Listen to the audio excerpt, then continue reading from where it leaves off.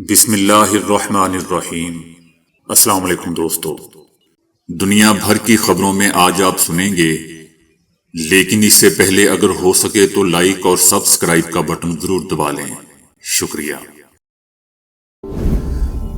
دنیا کے ہر میڈیا نے غیر ذمہ داری سے صدر بشار الاسد کی پہلے موت کی خبر چلائی، پھر پتہ چلا کہ وہ تو خیریت سے روس ماسکو پہنچ چکے ہیں۔ آئی فیسز چینل دوستو کوئی بھی خبر چلانے سے پہلے کم از کم 5 نیوز یا 3 نیوز چینلز یا نیوز پیپر سے ویریفائی کرواتا ہے، پھر ہم کوئی خبر نشر کرتے ہیں۔ لیکن یہاں تو آوے کے آوے نے ہی صدر بشار الاسد کی خبر فیک چلا دی، ہم اور کہاں سے ویریفائی کرتے۔ بہرحال بہت خوشی ہوئی کہ صدر بشار الاسد خیریت سے ماسکو پہنچ چکے ہیں۔ میڈل ایسٹ میڈیا نے بھی دمشق میں شامی مسلح اپوزیشن کی آمد اور شامی صدر بشار الاسد کی حکومت کے خاتمے کے بعد اتوار کی صبح سے بشار الاسد اور ان کے خاندان کے بارے میں متضاد خبریں شائع اور نشر کی۔ مغربی میڈیا کا بھی کہنا تھا کہ شام کے صدر بشار الاسد طیارے میں سوار ہو کر نامعلوم مقام کی طرف روانہ ہو گئے ہیں اور طیارے کا کوئی اتا پتہ نہیں، شاید گر کر وہ ہلاک ہو چکے ہیں۔ جبکہ الجزیرہ نیٹ ورک نے فلائٹ ریڈار کے ڈیٹے کی بنیاد پر یہ اطلاع دی تھی کہ طیارہ جو غالباً بشار الاسد کو لے کر جا رہا تھا شمال مغرب کی طرف اڑا اور حمص شہر کے قریب ریڈار سے غائب ہو گیا، اور طیارے کے گرنے کی اطلاعات موجود ہیں۔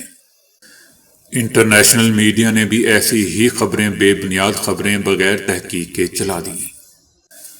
روس نے سابق شامی صدر بشار الاسد اور ان کے خاندان کو انسانی ہمدردی کی بنیاد پر پناہ دے دی ہے۔ روسی میڈیا کا کہنا ہے کہ سابق شامی صدر بشار الاسد اور ان کا خاندان روس میں ہے۔ ان کے جہاز کے حادثے سے متعلق ساری خبریں افواہیں ثابت ہوئیں اور بشار الاسد خاندان سمیت خیریت سے روس پہنچ چکے ہیں۔ امریکی صدر ٹرمپ کا کہنا ہے کہ نیتن یاہو غزہ میں جنگ ختم کریں لیکن فتح ضرور ہونی چاہیے۔ ان کا کہنا تھا کہ نیتن یاہو پر غزہ میں جنگ ختم کرنے کے لیے ضرور دباؤ ڈالیں گے، لوگ 7 اکتوبر کو بھول جائیں گے، لیکن یہ بہت پرتشدد تھا۔ جبکہ دوسری جانب انسانی حقوق کی تمام عالمی تنظیموں نے غزہ میں اسرائیلی مظالم پر ایک تفصیلی رپورٹ شائع کی ہے، جس میں کہا گیا ہے کہ فلسطینیوں کو قتل عام کر کے نسل کشی کی جا رہی ہے۔ اسرائیل کی غزہ میں جاری کارروائیاں نسل کشی کی قانونی حد کو پورا کر چکی ہیں۔ اسرائیل نے 5 میں سے کم از کم 3 قوانین کی خلاف ورزی کی ہے۔ امریکی حکومت نے دمشق پر حکمرانی کرنے والے مسلح باغیوں کے ساتھ خفیہ پیغامات کا تبادلہ کیا ہے۔ امریکہ نے ترکی حکومت کے ذریعے ان مسلح باغیوں سے رابطہ کیا جو بشار الاسد کی حکومت کو گرا چکے ہیں، اور خفیہ پیغامات کا ان سے امریکہ نے تبادلہ کیا ہے۔ اب جو بائیڈن اور ان کے اعلیٰ مشیر اس بات پر غور کر رہے ہیں کہ مستقبل میں وہ شام میں باغی گروپوں کے ساتھ کتنی براہ راست مداخلت کریں گے۔ جیسا کہ دوستو ہم جانتے ہیں کہ ترکی کی حکومت، جو کہ شام کے گروہ حیات تحریر الشام کی بڑی حمایت کنندہ ہے، اس نے حالیہ ہفتوں میں شام کے دمشق پر کنٹرول حاصل کر لیا ہے، جس کے نتیجے میں بشار الاسد شام کے صدر کو اقتدار سے دستبردار ہونا پڑا تھا۔ دوسری طرف امریکہ نے حیات تحریر الشام کو تخریب کاروں کی فہرست سے خارج کرنے کے امکان کو مسترد نہیں کیا ہے۔ امریکہ کا کہنا ہے کہ امریکہ شام میں استحکام کو یقینی بنانے کی کوشش کر رہا ہے اور اس امکان کو کھلا رکھتا ہے کہ وہ اس باغی گروپ کو تخریب کاروں کی فہرست سے نکال کر اس کے ساتھ مزید بات چیت کر سکے۔ جیسا کہ دوستو ہم جانتے ہیں کہ شام کے دارالحکومت دمشق پر اتوار کو عسکریت پسند باغی گروہ حیات تحریر الشام سمیت دیگر باغی گروہوں کے قبضے کے بعد جہاں بشار الاسد کے 24 سالہ دور اقتدار کا خاتمہ ہوا، وہیں ملک میں مقیم علوی فرقے کی سیکیورٹی کے حوالے سے خدشات میں اضافہ ہوا ہے۔ بشار الاسد اور ان کے والد علوی فرقے سے تعلق رکھتے تھے۔ یوں ایک سنی اکثریتی ملک پر ایک ایسے فرقے کے پیروکاروں کی لگ بھگ 50 سال تک حکمرانی رہی جن کے عقائد کے بارے میں بہت کم معلومات موجود ہیں۔ سابق شامی صدر بشار الاسد الوی اقلیتی برادری سے تعلق رکھنے والے افراد نے باغیوں کی جانب سے حمص پر قبضے کے بعد بڑی تعداد میں شہر چھوڑنا شروع کر دیا تھا۔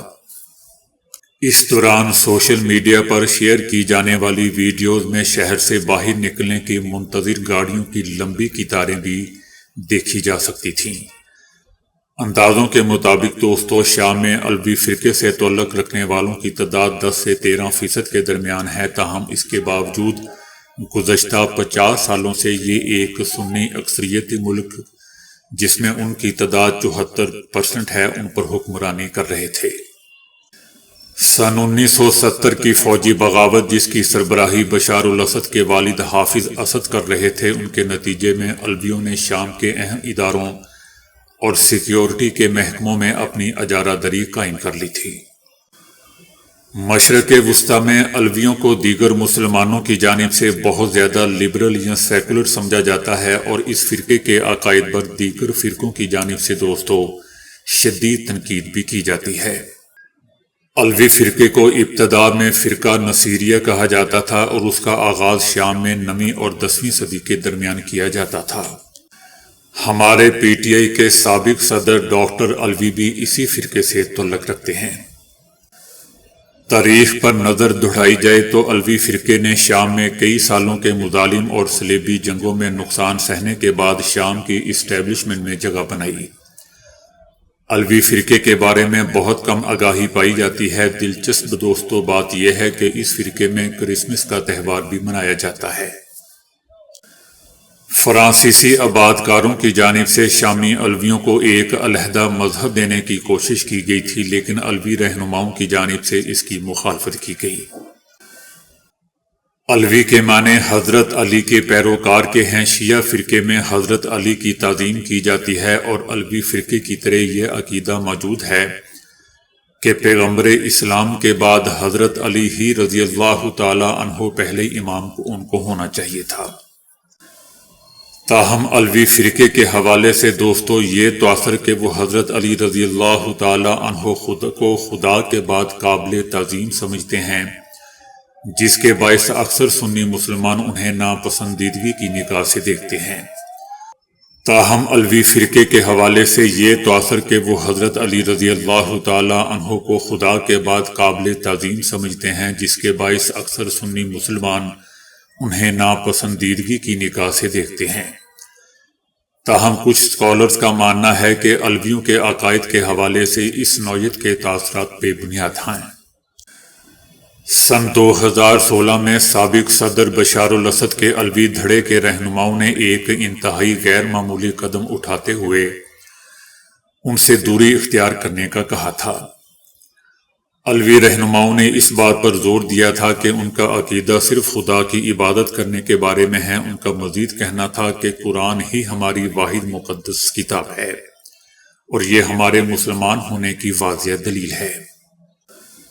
الویوں کے رہنماؤں کی جانب سے اس بات پر زور دیا جاتا ہے کہ ان کے عقائد شیعہ اسلام سے مختلف ہیں، اور وہ ماضی کے ایسے فتووں کو رد کرتے ہیں جن کے مطابق الوی فرقے کو شیعہ اسلام کی ایک شاخ کہا گیا تھا۔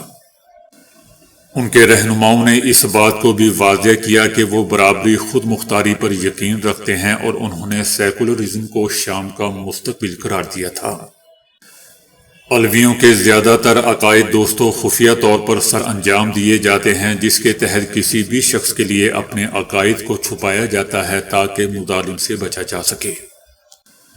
شام میں الوی برادری ملک کے بحر روم کے ساتھ جڑی ساحلی پٹی کے ساتھ آباد ہے۔ ان کی اکثریت ساحلی شہروں لازکیہ اور طرطوس میں رہتی ہے، اور یہ شمال میں ترک سرحد کی جانب پھیل جاتی ہے۔ ان کی کچھ تعداد ترکی کے صوبہ حتائی اور لبنان کے جنوب اور شمال میں بھی موجود ہے۔ سن 2011 میں شام کے سابق صدر بشار الاسد کے خلاف بغاوت ہوئی تھی، تاہم یہ ناکام ثابت ہوئی تھی۔ اس بغاوت کو اس فرقہ وارانہ رنگ دیا گیا تھا کیونکہ یہ معلوم ہوا تھا کہ احتجاج کرنے والوں کی اکثریت سنی فرقے سے تھی۔ دوستو دلچسپ بات یہ ہے کہ صدر بشار الاسد کی جانب سے اہم سیاسی اور عسکری عہدوں پر الوی فرقے سے تعلق رکھنے والے ہی افراد کو تعینات کیا جاتا تھا۔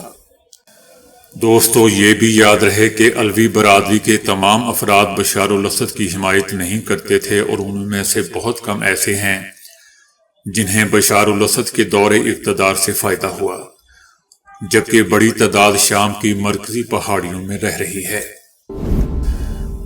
اسرائیل کے درجنوں جنگی طیاروں نے شام کی فوج کے 100 اہداف بشمول اس کے فضائی دفاعی نظام پر حملہ کیا ہے، جبکہ نیتن یاہو کی کابینہ نے جولان کی بلندیوں میں علاقے کی حد بندی اور فوجی چوکیوں پر چند کلومیٹر تک پیش قدمی کی منظوری دی ہے۔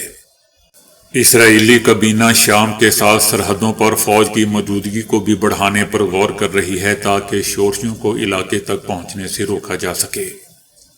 صہیونی فوج نے اس سے پہلے جنوبی شام کے 5 علاقوں کے رہائشیوں کو خبردار کیا تھا کہ وہ عارضی طور پر اپنے گھروں سے باہر نہ نکلیں۔